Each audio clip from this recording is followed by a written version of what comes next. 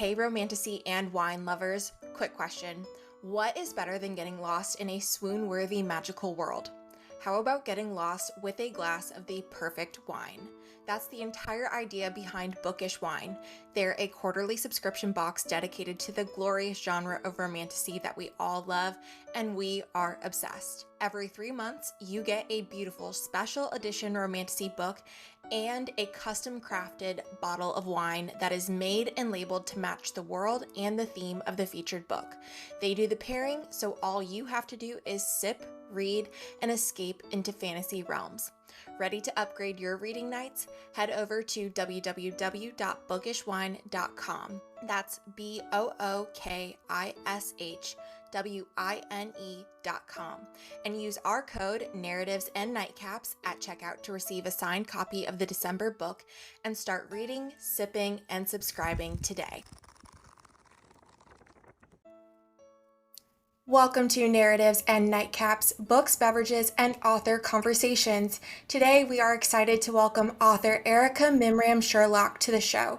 We're diving deep into Erica's contemporary YA novel that cracked our hearts open and then stitched them right back together. It's called Through Quick and Quinn. Hi Erica, thank you so much for joining us. Thank you for having me. We are so excited to have you here today and talk through this book. As Bree said, absolutely cracked our hearts open, stitch them back together, cracked them open again. It's a phenomenal story. Thank you. But Erica, before we get into all of our questions, we like to kick off each episode with what's in our glass. So before we dive in, tell us, what's your nightcap today? Well, in honor of Quinn, I would say dandelion root tea. I think that's what she would all want us to have for Yes. our health and soothing. So that's what Quinn would say. Very fitting, love it. absolutely. That is true to Quinn 100%. Well, before we get into this brilliant idea, how it came to life, we want to start with a little bookish icebreaker to get to know you a little bit more, to let listeners get to know you. So, books, beverages, and right now, holiday-related questions as well. So tell us, what was the last book that you read? The last book I read was actually, I just finished it. It was by Leah Duchesne. It is the second of her series, and it is called Needing a Spark. Oh, Yeah. So she's a sweet indie author friend. She has 2 books out, Bahama Drama and now Needing a Spark. It's an interconnected series where each sequel it's an entirely new story, but with the characters from the previous book. very cool. We'll have to check that out. Okay, coffee or tea? Coffee. Coffee. Hey, I second Every that. time. Yeah. I've heard No that. question. As I literally downed a cup before we had this recording so that I could just be extra jittery for our conversation. Okay, tell us, are you more of a cocktail person or a mocktail person? I actually don't drink alcohol. Anytime I have in the past, it just doesn't sit well with me. It takes me out for the weekend. It's just not worth it.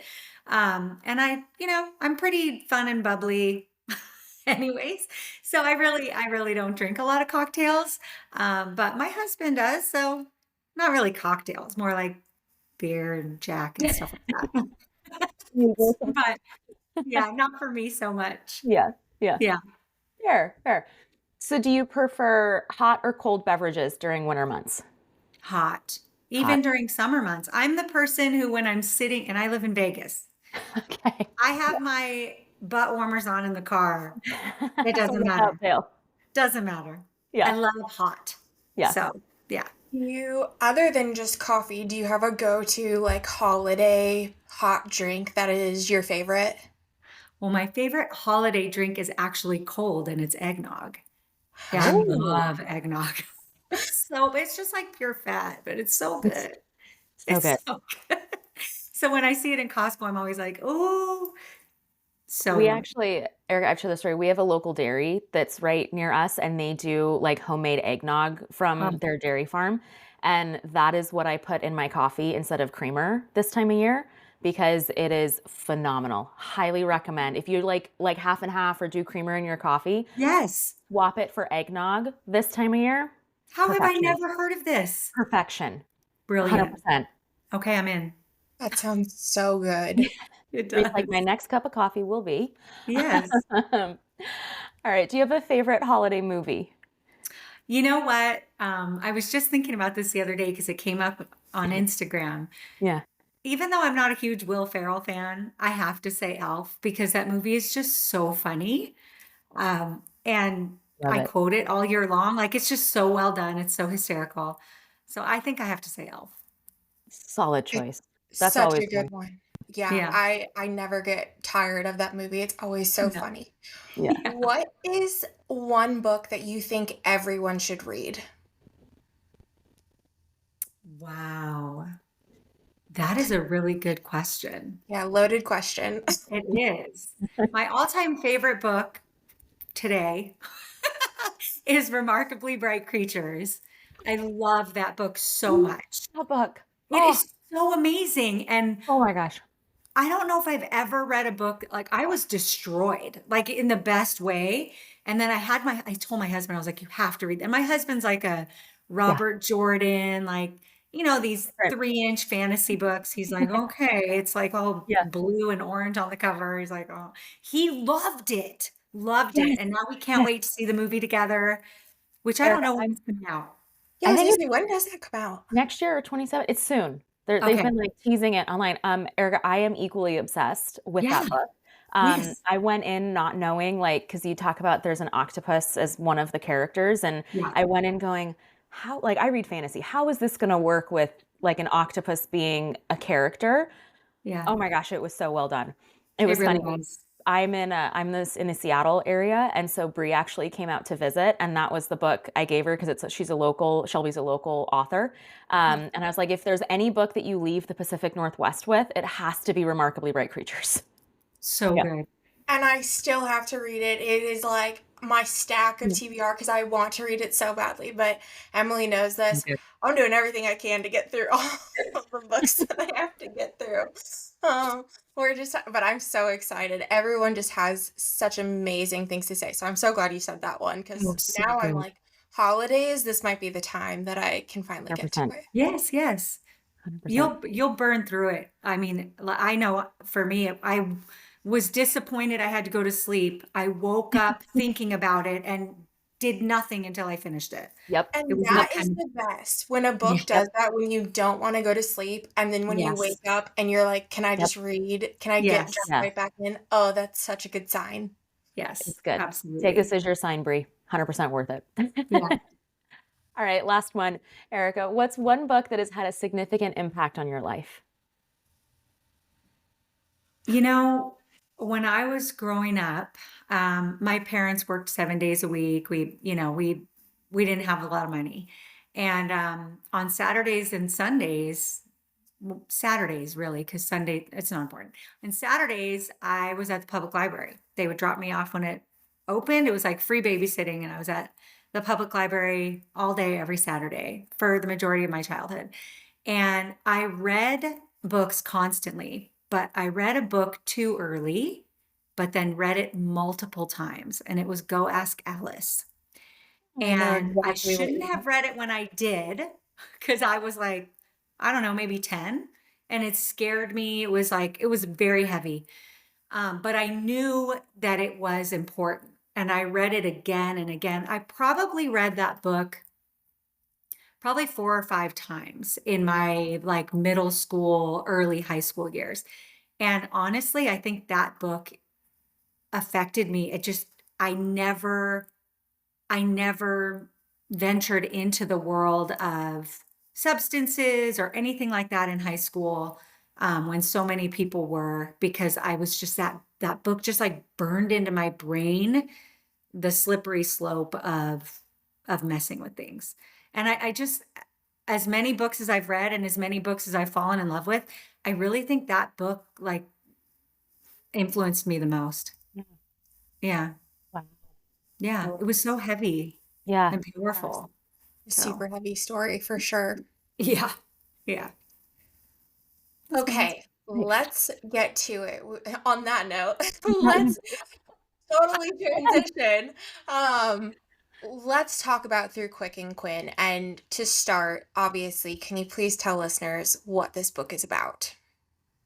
It is so hard to wrap that up in an elevator pitch, but Through Quick and Quinn is really the story of two teens who are grappling with family trauma. And an unexpected friendship not only launches their parallel healing journeys, but it also gives them the courage to start asking questions and seeking truth regarding the circumstances of their family tragedies. And then from there, it kind of cascades into a truth seeking mission and the urge to have discourse with peers and the like. So that's that's really it. I have to say, this book was absolutely moving for me on so many levels. And the audiobook, just for listeners out there, the audiobook is fantastic. It was a really great listen. So Erica, let's start at the beginning of your journey with Through Quick and Quinn. What sparked the idea to write this story for you? What was the inspiration? Well, honestly, I was a middle school teacher for about 23 years. And unfortunately, I noticed over the years that there was an increase in particular issues.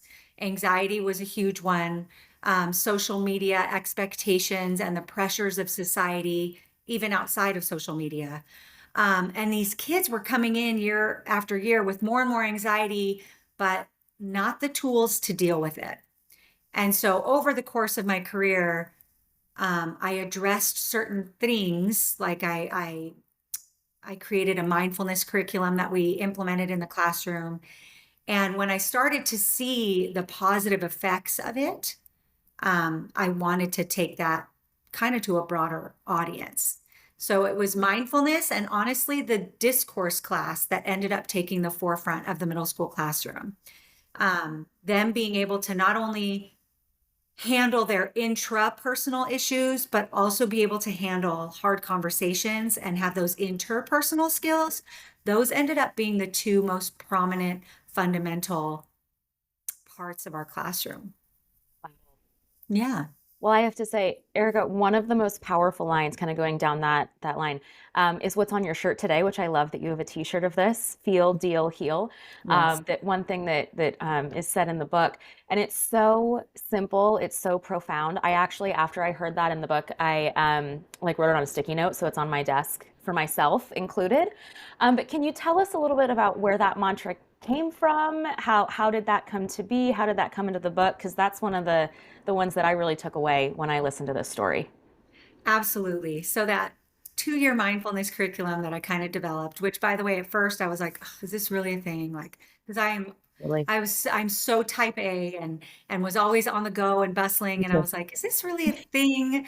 But the research really started to come out. I'm like, okay, if not for me, for the kids, I need to try this. I was starting to see, cutting and these horrible things that were coming about. So we had to do something. So the 2-year mindfulness curriculum was actually broken up into 5 units, and each one became increasingly more difficult. The last unit was emotions, and it was not only being able to recognize your emotions, but how to deal with them. And we would talk about how there's unhealthy ways of dealing with emotions, whether it be grief, stress, anxiety, doesn't matter, or healthy ways. And unfortunately, the unhealthy ways are the easier ones, right? And that's why, unfortunately, so many of us go down those unhealthy paths. And as I was talking about it in this one particular group, I said there's only one way to go through it, and that's to go through it. And that's a phrase that we've all heard a million times. I said, really, there's only one way. You have to feel with it. You have to feel it. You have to deal with it, and then you can heal from it. And it came out in that lesson, impromptu, just through conversation. I later found out many years later that it's the title of a Kardashian episode, which I never watch. What a connection. I promise you I didn't get it from that. So I love yeah, that story. it was just a conversation with the students. I will say that was a really big takeaway for me too. And just one thing that was kind of in the back of my mind, and it actually it just happened that I was listening to another podcast, and I feel bad that I don't actually remember what podcast it was because I listen to a lot, but how it's a really great reminder for us too, and your story is such an example of that. Like being an adult is hard. Getting to adulthood just might be harder. And I feel like sometimes we don't really recognize it or go back to that once we sort of reach this. We almost like write it off. But then the other thing, too, as someone who goes to therapy regularly, is there all of that mindfulness and even the processing of emotions. And more importantly, at least my takeaway was like how to communicate that, like the examples of how to do that and not push things down was so, so, so like heartwarming and encouraging to read. So, huge takeaways, I think, for all of us, no matter your age. But all that said, your book doesn't shy away from pain and from grief and from hard topics, especially the loss surrounding Quick's family, the heartbreaking Sid storyline. How do you approach writing about grief for a YA audience with such honesty and care? Honestly, I think it's just the book was so heavily inspired by my students. And I think it's perhaps a gift that I can relate to them at their level. And I just have so much respect for that developmental stage. I think a lot of people, like you said, we get through it and then we write it off and we're like, oh, thank God I'm not a teenager anymore, you know?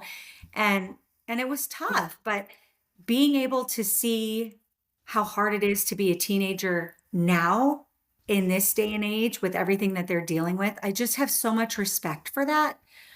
So I think between that and the years, the decades of connecting with them and listening to them and understanding them where they're at without judgment, without being like, "Oh, really, this is not that big of a deal." You know what I'm saying? For my eyes, some of the issues they're dealing with, they're not that big of a deal, but to them, it's everything. And so recognizing that, but honestly, everything in the book except for Quick's family tragedy, everything else was inspired by stories that my students shared with me. And so being able to, just kind of that empathy, feeling that with them, I guess that's the only way I know how to answer that question, really. Absolutely. And with that too, I mean, was there anything you had to do to even decompress after writing certain scenes? Yes. What was your process like with some of those? Lots and lots of crying. To be honest, it was a lot of crying. And I did have a reader, you know, give feedback that they didn't like how I didn't develop Jeffrey's character enough. And not ever wanting to sound defensive, but there was a reason. I physically could not.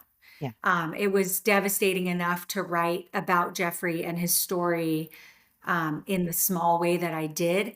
If I had put more scenes in there of Jeffrey and Quick and their childhood together, that would have been I wouldn't have been able to do it. I wouldn't have been able to write it.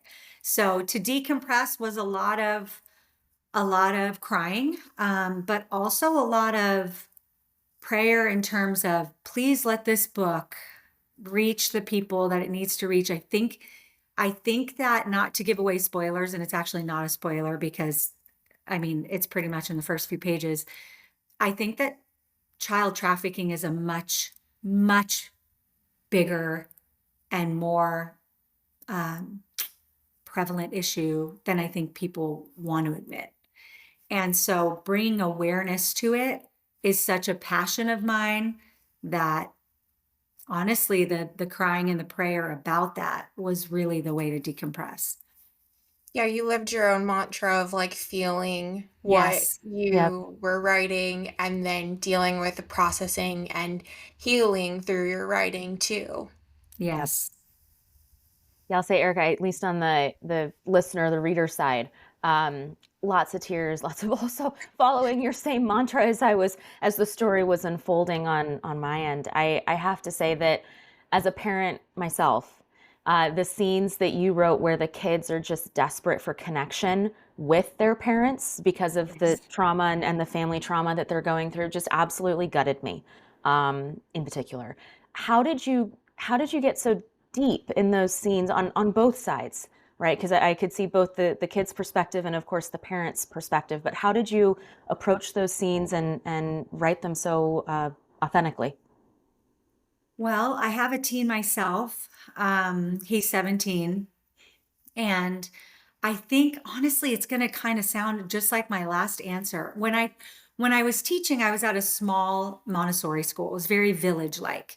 And so it was a self-contained middle school of like 28 to 32 students, but I had seen those families since the kids were little. So the kids were there since they were 3, and then I finally got them when they were 13. Yeah. So we knew the families, we knew the siblings. So that village, right, it allowed for me to have really deep connections with the students and with the parents. And Mhm. there were so many times that I could see sitting on the outside that they just needed to talk, that Mhm. they just needed to communicate and connect, not make assumptions, not be afraid to, and they were both struggling with that connection. And so I think I brought it all in. I brought in the teacher that I am. I brought in the parent that I am. I brought in the empathy that I have for the students, and the way that I would kind of feel with them as I listened to them. But I think and I've heard that from several readers as mothers. They're like, oh no, now I understand my daughter. Like now I get it now, and I need to go approach her in this way. And that's why I think it's so important for people to know that it's not just a young adult novel. This novel, I think, is for readers of all ages, 13 and up, 12 and up, for parents to be able to empathize with where their teens are at, but vice versa. Like Quinn goes through this thing where she's like, oh my gosh, I never thought about how hard this is for my mom, getting ready to empty nest or whatever it may be. Yeah. You're spot on. My kids are younger, so I've got a 3-year-old and a 9-month-old. But it's Mhm. amazing how some of the mindfulness things and some of the just connection themes that come up in the book, they Yeah. don't start at 10, 11, 12. They No. start at 2, 3, 4, Yes. and then build from there. And that was just to your point. The book is definitely for readers of all ages, Yeah. 13 plus, Yeah. because there's lessons and everything that can be applied across the board. Yeah. Thank you. Of I course. definitely want to come back to that later on too, because I have some thoughts and I want your insight as well. You mentioned earlier like getting feedbacks from readers. So early on, were you reaching out to parents or teens as well? And did any feedback that you got in those early stages really change any of the dynamics or how you approach certain topics? Or did you really just, I mean, your experience on so many different levels, I think would come with a lot, but what were some of those early stages like? Honestly, I shut out all noise when I was writing. I didn't read a book for a year. I wasn't on social media yet. I didn't tell anyone, not my husband, my parents, my best friend. I didn't tell anyone what the book was about. I just wrote it. To, I didn't want to have any noise or any influence. I wanted to write this book exactly as it was. Yeah. I wanted it to be, I didn't want to worry about how I was going to say something or worry if I was going to upset anyone. I was really grappling with that. And the only way to do that was to just do it without the noise. So the first person that read the book outside of me, my husband, I was already sending it off and trying to get it published at that point. It was already like, my book is done. You can read it now.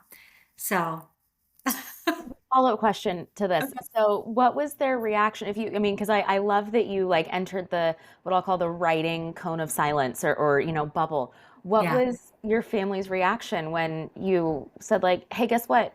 I wrote a book.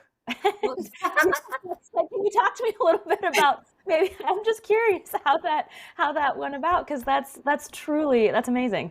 Well, they knew I was writing a book. They just Okay. didn't know what it was They about. couldn't read it. I misunderstood. Okay. My Yes, yes, I'm misunderstanding, but sorry. still, I'm sorry. that's But no, no, yeah, no. no, Jason, my husband, Yeah.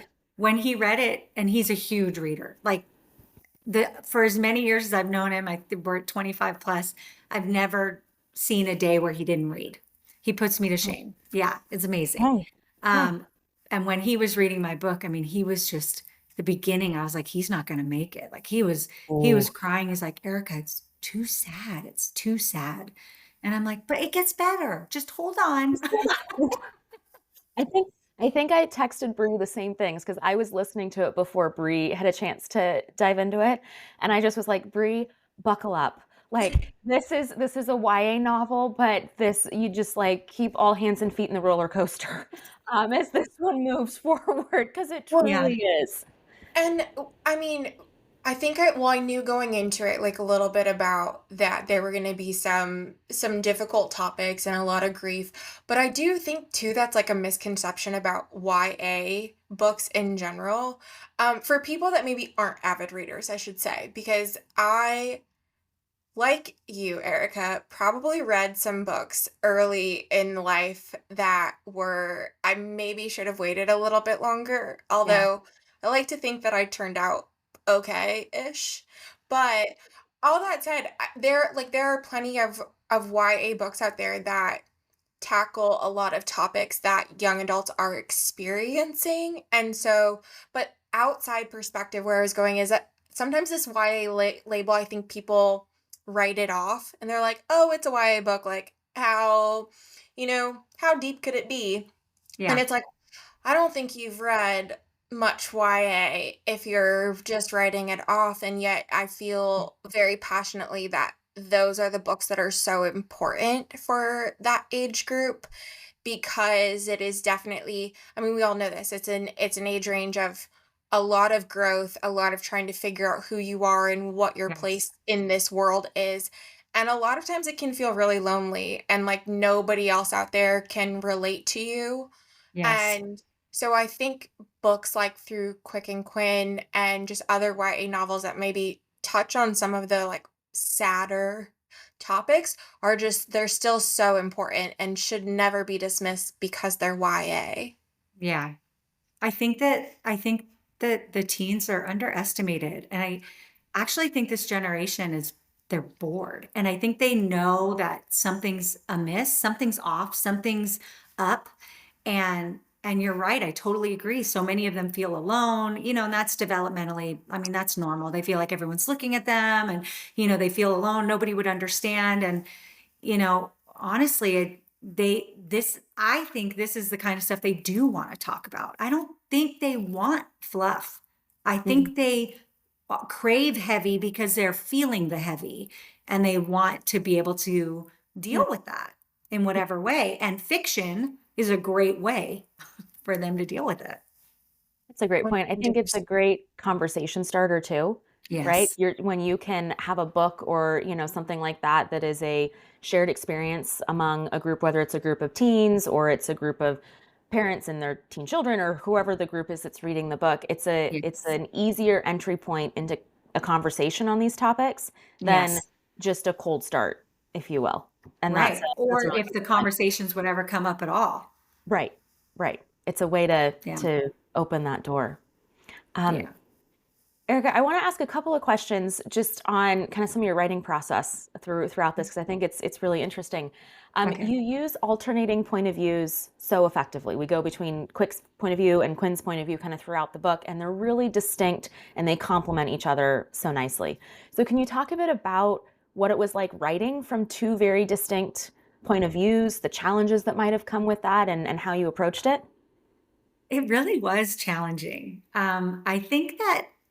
Quick I think Quick was easier to write because he just writes the way he talks. Like he's just this teenage boy, like, whatever. So that I think my son was a lot in there. Mhm. Um, Quinn is like Quinn's my hero, first of all. She's just amazing. Um, she was going to take over the book. I quickly realized, even in part one of the book, I was like, oh, Quinn's going to take over. This is going to be a problem because the story is Quick's journey, not Quinn's. By the time we meet Quinn, she's well on her way. Yeah. This is really about Quick. And so I actually had color coded index cards, pink and blue. Love it. And as I would write like an era of the book, I would post those pink and blue cards up on the wall. Not that they needed to alternate perfectly and not that they needed to match up exactly like 30 of her and 30 of him.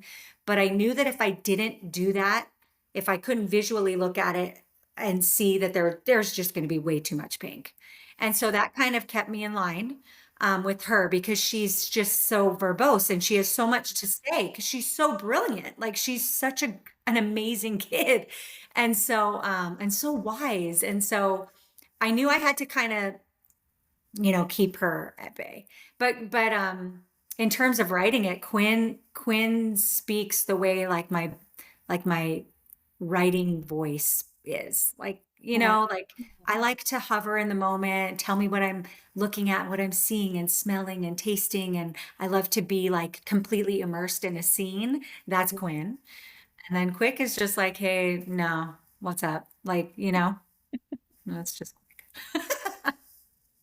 Were there any Yeah. scenes or moments that didn't actually make it into the final version? Um, well, I will tell you the end was not the original intention for the end.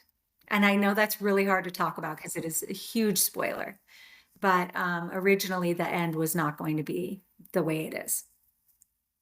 So I You can can tell tell you us that. that offline if you I would want say after you we have to end I it. tell us can. that after this. I don't want to Yeah, spoil it for I your can. listeners, but I'm really We won't curious we won't now. spoil it for everybody, but we'll go ahead and talk about that afterwards. Okay, that sounds good. Honestly, no. It just it just unfolded as is, and I was worried I was going to have to cut some because it's 104,000 words. I thought, I'm going to have to cut it down to like 90. Um, but I didn't. And I wanted every single thing that's in there to be in there. I did think the first part was I was a little worried. I poured so much into the initial character development. I was worried people would be bored and be like, when is the story going to actually start? When they meet. But but every time I read back over it, I'm like, no, you really have to know. Yeah. It's such an important theme throughout the book that Quick and Quinn are not codependent, Hmm. that we needed not only to know them, but they needed to know themselves Yeah. as individuals and not part of a unit. And I needed the reader to see that. And so, if anything would have been cut, it probably would have been from the beginning parts, but no, actually didn't cut anything. Wow. That's Yeah. amazing. Erica, I'm curious how you came up with the names Quick and Quinn for your characters. Can you tell us a little bit about that process? It's a weird story. It wasn't a process, but Okay. I'll tell you.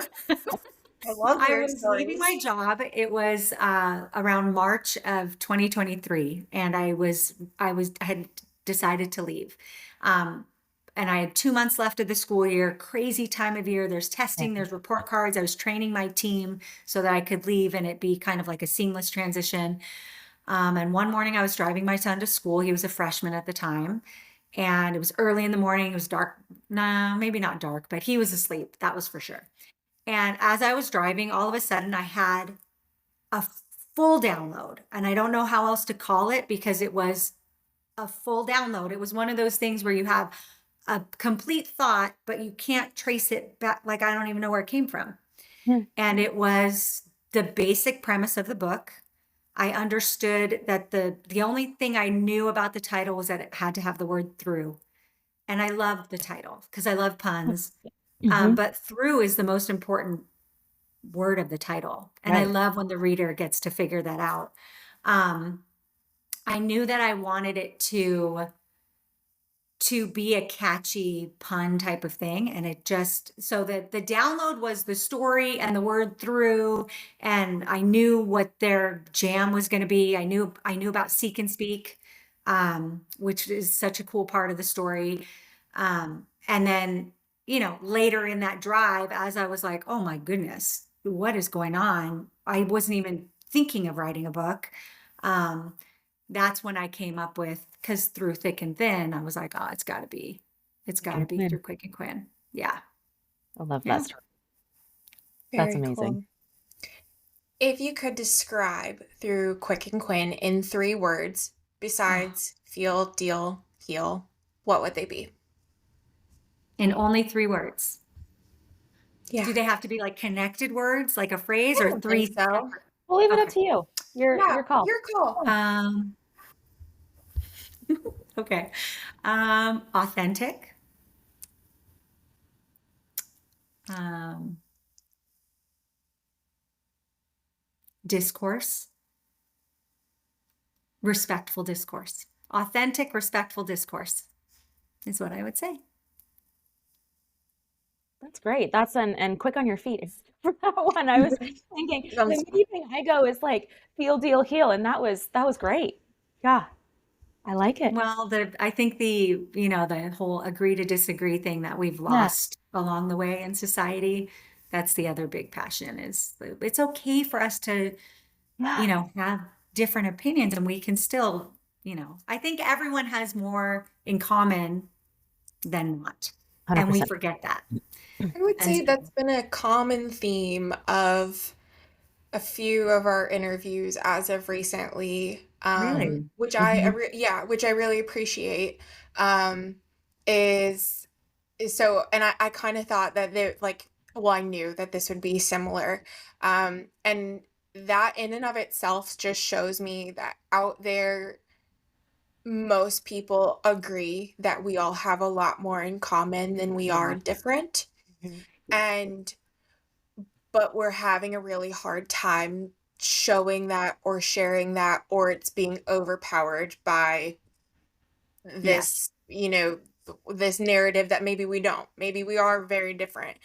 yeah, Um, and so I think that that's very true. Even the most recent author that I was talking to, she said the same thing. She's like, I miss the days that I could sit down and talk to someone that I didn't agree with, yeah, but we could have a respectful and honest conversation. And I think yes, too, what I think is also, and I've thought this since I was young, but what is so powerful about books and fiction books too is your ability to learn different perspectives and to yes, learn how to empathize with people that are from different walks of life that have experienced different things.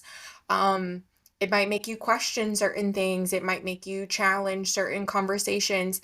It might show something that like you don't necessarily agree with, and that's okay too, but I think that that's like one of the most powerful things about literature.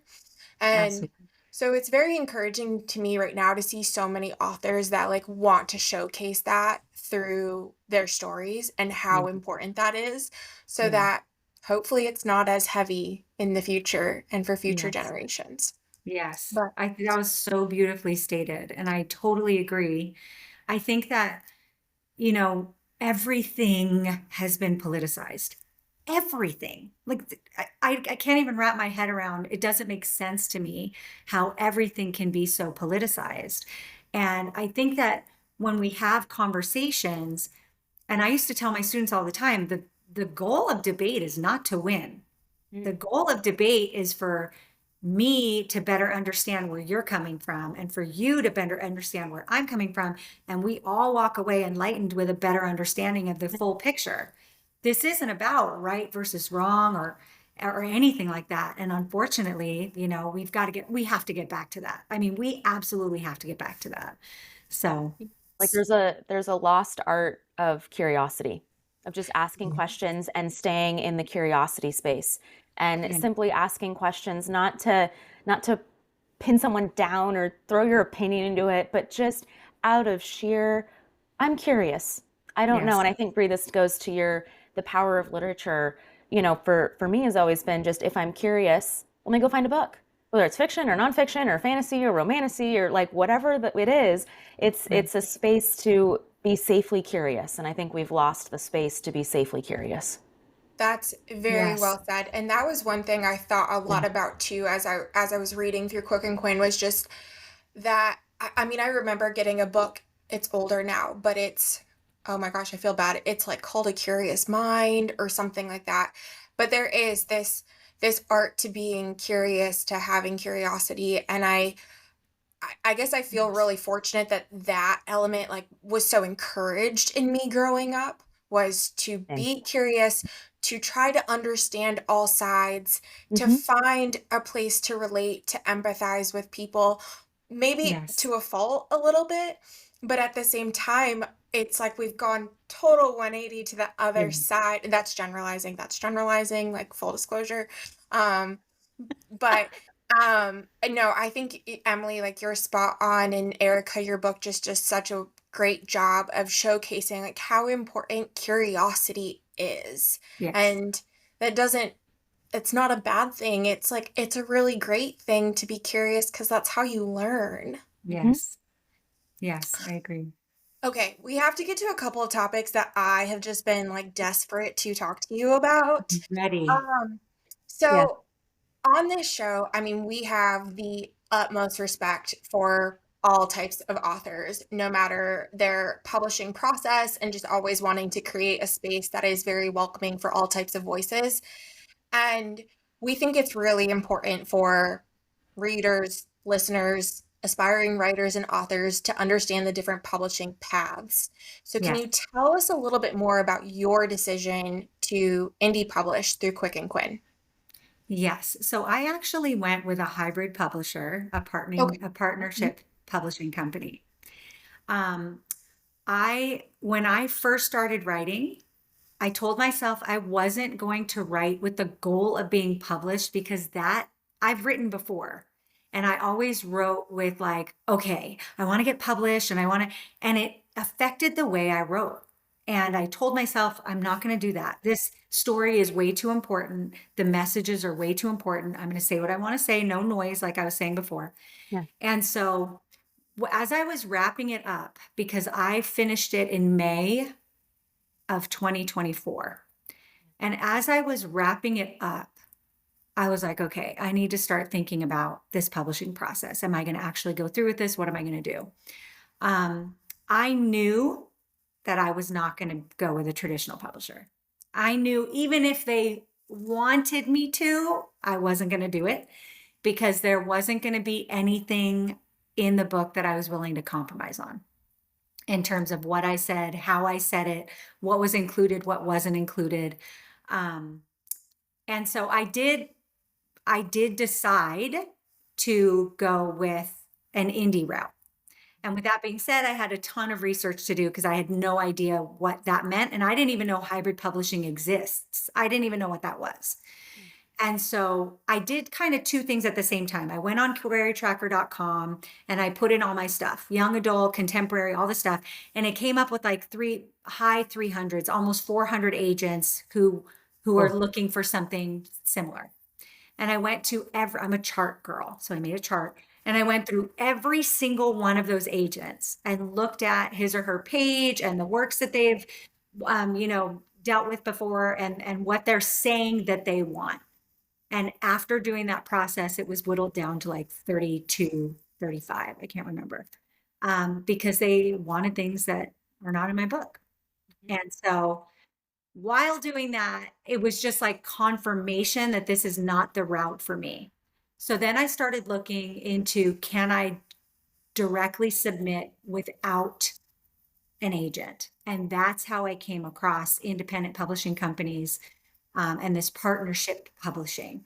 So I went with a hybrid publisher, which is perfectly named because it really is a blend of self-publishing and traditional publishing, where they offer you the support that you want, and the support that you need, and they help you along the process. Because I had no idea what I was doing, none, zero, no clue. You So certainly yeah, learned a ton, I think, in this process then, Erica, because it's yeah, learning on the go. But there's a lot that goes into writing a book in and of itself is challenging and comes with all sorts of obstacles and things to overcome. But then you've got the yes, second mountain, yes. which is the publishing piece. Actual And then the publishing, third one, Yeah. which is the marketing The which piece. is the marketing marketing piece, the book. which is where we I are right now. Yep. That's what I always tell people. I'm like, writing the book is a huge milestone and you should be so proud of it. But it's like the start line. Yeah. It's not even the finish line. It was the training for the marathon. Yeah. It was the Yeah. warming up, it was the stretching, it was the months and years of Yes. warming up to do the Yes. marathon. Yeah. Yeah. It was the easiest part. There's no question. Too funny. Yeah. Well, Erica, I have to ask because you are a huge advocate for other indie authors on social Yes. media. And I think we even opened up, you've got a couple indie author friends that you're reading, which is fantastic. So Yes. other than, of course, reading their books and that, how else can readers and listeners help support indie authors? Well, reviews, number one.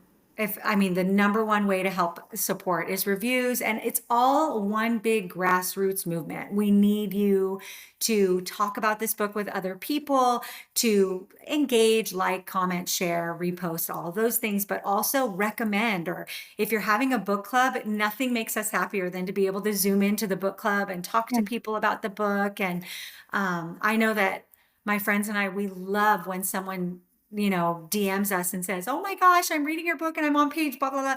Just the conversations, it fuels us because it does feel very deflating and like we're screaming into a void. We all feel that way. And so when someone reaches out and says something like, "Oh, I just got your book in the mail. I'm so excited," or whatever, it does. It reignites us and the energy to be able to continue doing it. I can't tell you how many times I've been like, "Okay, I'm done. I can't. I'm done." And so it helps. It helps so much. Just that conversation and knowing that it's relevant somewhere. It's not this massive book that's gonna, I mean, I hope, but sweep the world stage. But if it's relevant in that home right now, if it's relevant in that book club right now, I'm good. And so it makes us, does that answer your question? Yeah, Okay. absolutely. But 100%. reviews. Yes. Yes. Rating, review, word of Yep. mouth, Yes. engaging too. I mean, that's, Yeah. it's we're in like a social media age too of people just lurking and like not Yes. actually engaging. Yes. And um yeah, like I mean I would say that across the board. Like if there's an author, indie, traditional, whoever, but you like their stuff, like engage with them. It doesn't even take a second to like their post and it means a lot. So It does. but thank you for sharing that because it's definitely, I think it's a stigma with indie authors that we're like slowly but surely breaking, but there's still some work to do with that. But on that, I kind of want to bring up a topic that I mentioned earlier, talking about the YA label, which we were saying occasionally may turn adults away from YA stories. What do you think adults can learn by including YA books in their reading journeys? Well, I think it kind of goes back to what we were saying before, better understanding what they're dealing with, where they're coming from, where they're at with things, and that allows the communication and the empathy, right? And so if there's a parent, I definitely think parents should be reading books like this for that exact reason. Because like I said, we forget how hard it is to be a teen, and we have no idea how hard it is now. Right? Yes. So I don't know if that answered your question either, but No, it absolutely did. Yes. I think that there, not to add on, and I no, think that please. I think it's spot on. I mean, especially I'm not a parent. Um, but all that said, I think that there's still this need as adults to remain curious, like we were talking about, and to want to Yes. understand the younger generations, whether you have kids or not. But I would also add to like if you're me and you don't have children right now, or you don't know if you will or anything, or you're not going to, um, I think too it can be like healing for your own childhood to still read Yes. YA books, especially with topics like this one. I think it can be a very, very healing journey to do that. And two, there are also, I mean, just to throw in the fun factor, there are so many YA books out there that are just a fun escape. And like they Very shouldn't be true. written off just because they're YA. Like Very it's true. just it's a good story. Um, and so I think that that's really important across the board. Yes. Agreed. Agreed. Well, Erica, I have a more of a fun question. We're gonna go 180 from Okay. from this. But so if this story were adapted to film, limited series, movie, or right, fingers crossed, we're all manifesting this, but if this were to be adapted, Who would you dream cast as Quick and Quinn?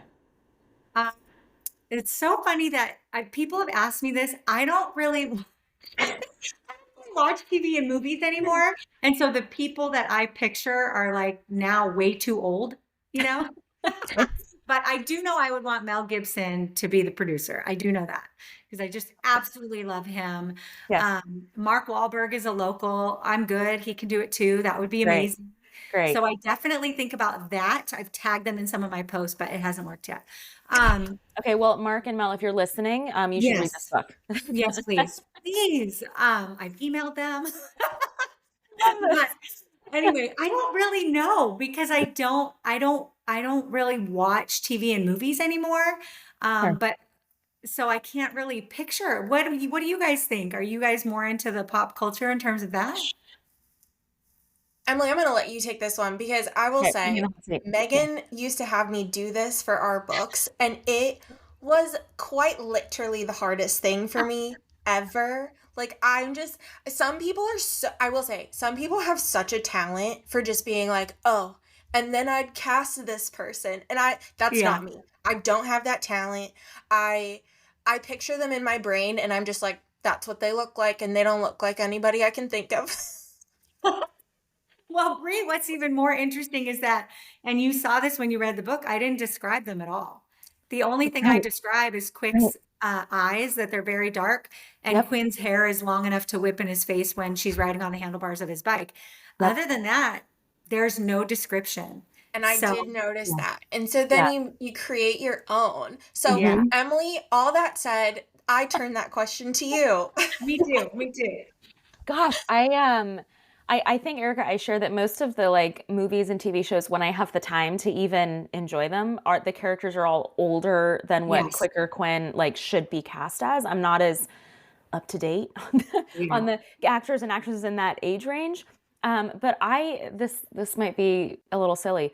I pictured like pieces of like the High School Musical cast Okay. when like the original movie when I was kind of going forward. I don't think there was one character in particular, but some of those actors and actresses who I was picturing when I was listening to the book. I'm good with that. There you go. Like a young Zac Efron. Yeah, You know what I exactly. mean? Love Right? it. Well, See? I would really like to be cast as Quick's mother. There you go. I And say. and then the rest is totally up to them. They can do whatever they want. I'll be Quick's mom. They don't even have to pay me.